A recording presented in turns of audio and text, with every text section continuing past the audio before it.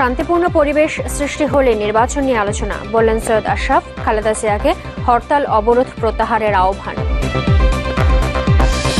দেশে টমাটিলো নামের নতুন সবজির চাষ শুরু। গবেষকরা বলছেন পুষ্টিগুণ ক্যান্সার প্রতিরোধ সহ পূরণ করবে ভিটামিন সির অভাব।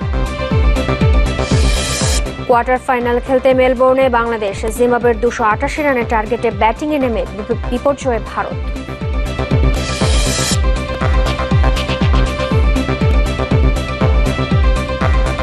আমন্ত্রণ নিউজ 24-এ আপনাদের সাথে আছি নুসরাত হক।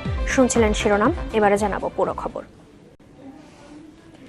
চলমান সহিংসতার প্রতিবাদে রাজধানীর খামারবাড়ি মিলনায়তনে আয়োজিত পেশাজীবী সমাবেশে বক্তব্য রাখছেন প্রধানমন্ত্রী শেখ হাসিনা। দর্শক, শুরুতেই বিটিভি ওয়ার্ল্ডের সৌজন্যে আমরা সরাসরি চলে যাচ্ছি সেখানে। পার্লামেন্ট আছে, সেই পার্লামেন্টের স্পিকার এবং সেখানকার সদস্য এবং মহিলা সদস্য থাকলে তারা ভোটার হয়।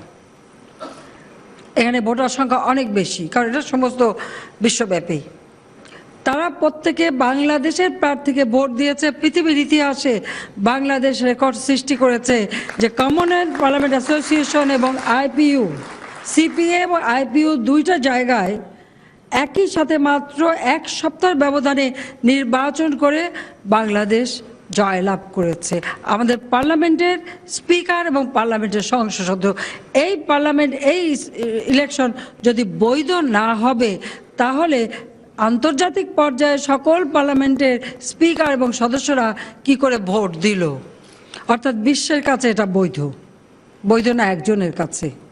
কার কাছে? বেগম খালেদা জিয়ার কাছে। তাহলে একটু আসি যে বিএনপির জন্মটা কেমন। জিয়াউর রহমান ক্ষমতা দখল করেছিল কিভাবে?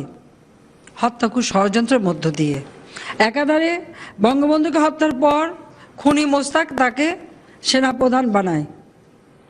খুনি মোস্তাকের হাতে তিনি সেনাপ্রধান, এবং সেনাপ্রধান হয়েই 3রা নভেম্বরে আমাদের জাতীয় নেতাকে হত্যা করা থেকে শুরু করে নানা ধরনের কর্মকাণ্ড তিনি করেছেন। এবং তাকে ক্ষমতা আনতে যে সবথেকে বেশি সাহায্য করেছিল কর্নেল তাহের, তাকে ক্যামেরা ট্রায়াল করে সবার আগে ফাঁসি দিয়ে হত্যা করেছে।